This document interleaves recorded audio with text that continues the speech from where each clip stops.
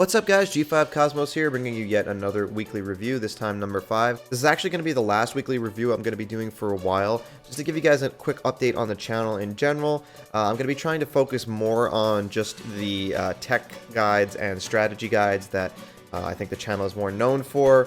It's getting really stressful to kind of just keep like uploading consistent videos, and then the content kind of suffers and I put up some content that I'm not just as proud of. So if you've noticed that there's kind of like fewer videos from the channel, that's why I'm going to be trying to get back to the roots and the strongest content I can produce, but sadly it just won't be as often. Anyway, we're going to get right into this set. We have TheDJAB, who is playing Palutena, versus his friend Plat, who's playing Pit, and let's take a look. Okay, so this play right here is a perfect example of something we're going to be seeing a lot of in this game. I already watched this game before. So he moves into this area, he goes in, and he sees the pit, jumps, and he sees the pit there, and he goes for the back air here. So one of Jab's main problems, or the Jab, but I'm just going to say Jab, is that he's going for things too slowly. So he's reacting too late to things, or like deciding what the right thing to go for is too late. And in these situations, what he can do to correct this, well, I guess obviously, you know, react faster, which just comes through experience and should be something he's trying to do. Or something that I always tell people, if you realize, you know, what the right thing was to do in a situation, like back airing here would have been good when we see the pit, you know, jumps up here, but dark pit, I guess. Yeah, I'm just gonna say pit. But by the time he realized he was too late. So if you realize something and you feel like you should have done something, it's always going to be too late, and you should just then go for the next thing. So at this point, when he sees the pit drifting here, instead of going for a back air, he should be going for a dash attack or something to cover the pit, you know, being down here on the ground, because that's how the situation is changing. So the game is always moving, and you really have to account for that. Like even right here with this jump, when he sees the pit jump like this, he should immediately be going for an up air or a neutral air if he's going to try and punish this reactively, or otherwise should be trying to punish the landing. But again, he does the same thing. He waits too long, and then he goes up here, gets a misinput, I'm assuming, with the F tilt on the platform. Also, something you want to be careful about doing like run-off back airs on a platform like this. This one misses, interestingly, because of like Pit's shield drop animation or something. But people will bait that out because it can be pretty predictable. Like if you're just standing on a platform and they're underneath it, they'll just kind of like dash back, and then they can whip punish you sometimes for that. So that's something people should be careful of. And also, like, we see some nair out of shields from Jab, where he's doing them moving away but with his back to the opponent, so the hitbox is not really there, and that's not always going to work out too well. Should have gone for the closer explosive flame if he wanted to go for this play here. Because this is obviously not going to hit, it's too far away. Even the close one would hit, though. He's too low.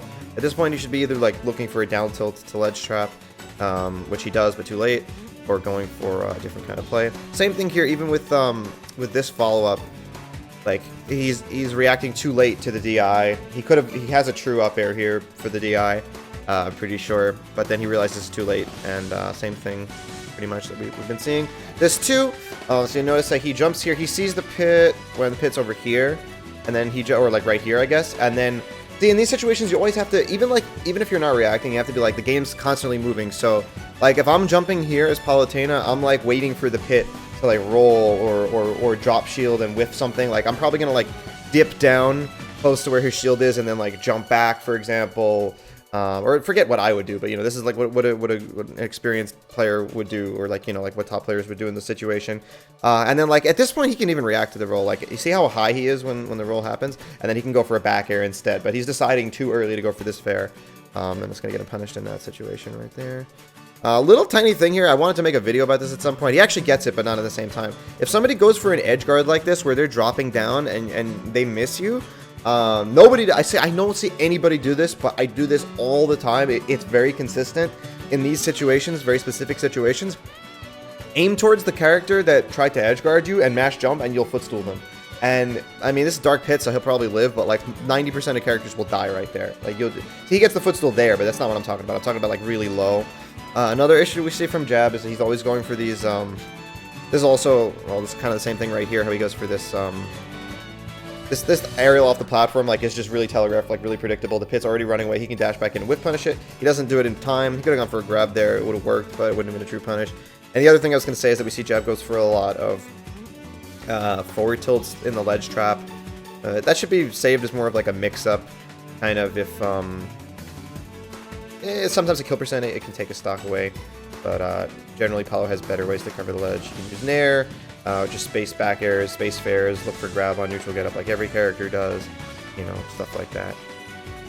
Because the F tilt's really laggy. If it doesn't connect, it's active for a while, so it can be pretty tricky in that way, but if it doesn't connect, then it's not going to do you too good. You see a lot of fair from ledge from him too. This back air misses probably because of Lilat, ban Lilat. But yeah, in this situation too, like he's probably better off just rolling or running away to center stage here, get stage control, keep him trapped in the corner. Like, well, after the forward smash, no. After the forward smash, he can turn around and grab is probably like optimal here. He could potentially get a nair also, but he'd probably have to turn around to get it the way he wants. Okay, see like the forward tilt there. Again, he goes for it. He's also too close so that it can just get beaten out by get up attack. Okay, grab here, yeah. Down tilt too late again, like just going for plays that are not really in sync with the game. Like at this point, I mean, it could cover like neutral getup, but you want to do that for 2 frames mostly. Otherwise, you have better ways to just cover the ledge. And he kind of jumps in here. What's he going for?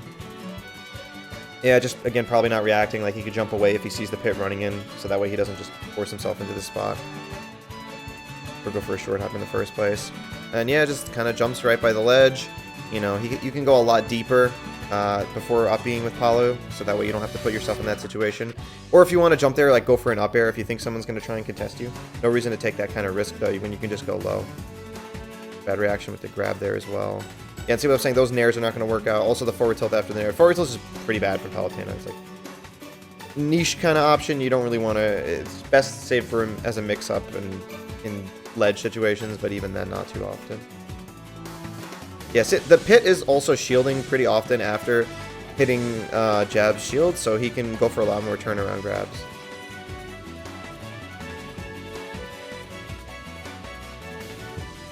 And that, not like he should be practicing the way he uses his nair to ledge trap, because this is not going to do anything unless the pit totally messes up and goes past ledge. This is not going to do anything. Too close here. You want to. I mean, this is just where he landed after the nair.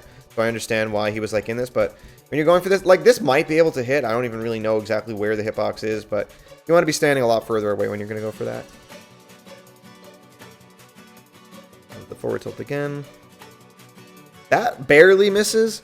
I think he wants to do it a little bit later, or just put it in like a better spot, like after the pit's already, you know, on his way up. Fair from ledge again seems like a habit of his. People will wait for that, take advantage of it. Be careful for that. And he's definitely like just way too focused on going for edge guards that he doesn't even really have. Like you'll get so much better with 2 frames here.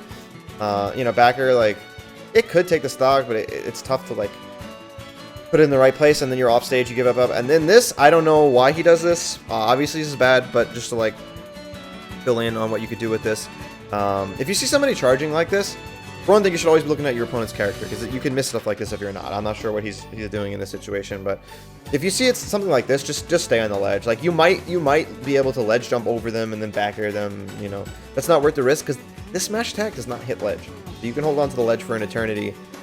You have nothing to worry about. You know, just wait for it to end. Get up is exactly why he's charging it, and he lets it go in reaction. So I'm sure Jab like either didn't mean to do that or like knew it was like a bad option, but. Also, like, what Jab can do a lot better in general is, like, overshoot, because since he's, like, reacting late for these things, a lot of times he's just not hitting where the pit is going. He's hitting, like, where he is, but when he's in, a you know, active state and moving, like, that nair would have worked out much better if he, like, moved a little further forward with it. You know, people love to retreat in this game, so. These counters, like, are working out for him, but also a risky option that he doesn't have to go for. Same thing, the forward tilt there almost gets him punished again. Definitely not something he needs to go for. Just kind of like a Apollo-specific thing. Okay, good nair there. I don't know about the DI from the pit, but he was at... no, he was at 160. He was dead no matter what.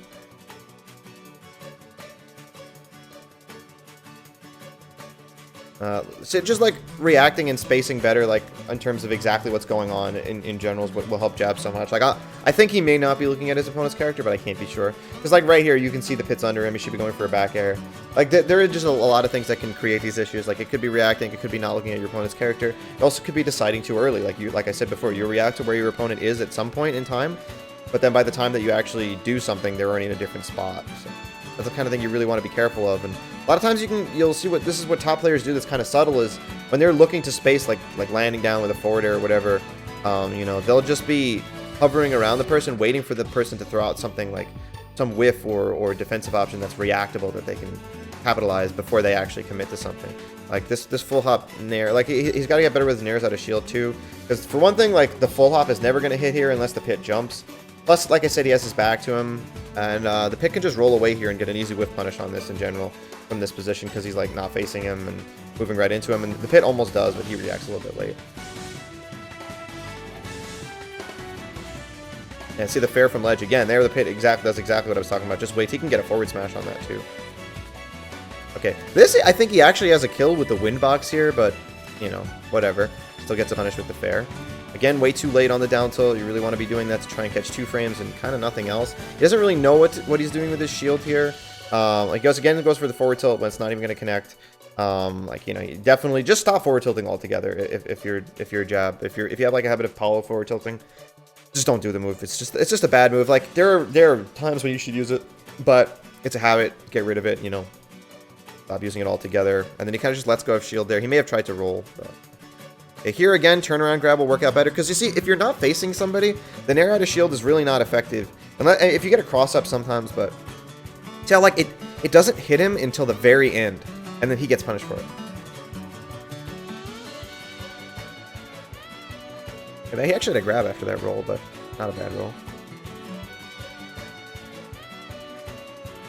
Fair from ledge again. Super predictable. The pit's definitely just taking advantage of it at this point.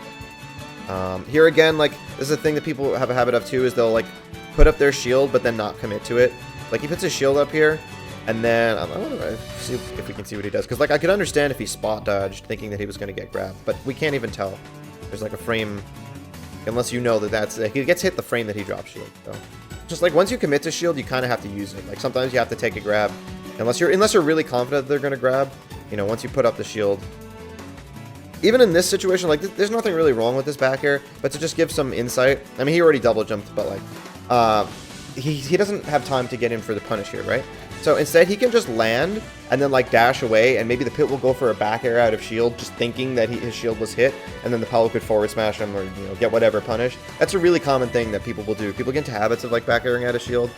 So you can kind of just like land behind them, or like nairing out of shield like that. Like, he almost definitely would have done that nair if the Paulo just landed. If jab just landed behind him without back airing him, and then he would have had time to punish that. Little things like you can look for. Again, really, he doesn't need to go off stage. Like, if he can get something big off this nair here, it's extra tough on Lilac because of how far to the inside of the stage the other person can go, and you know, he's not really too keen on the timing. Again, he gets punished for fairing from ledge, and that is going to be the game. All right, guys, so that is going to wrap up this weekly review number 5. I think it's number 5, right? If you would like a set review like this for yourself, you can go check out my coaching options shown here. I've helped dozens of players improve at Smash, and I'd love to help you as well. Thank you guys for tuning in. Let me know what you guys thought of this game and weekly reviews in general. And do stay tuned for hopefully the kind of content that you guys want the most. Like I said, I'm going to be trying to focus more on that kind of stuff from the channel. And as always, thank you guys for watching, and please subscribe to Game 5 Smash and turn on notifications so you never miss out on more tech and tips.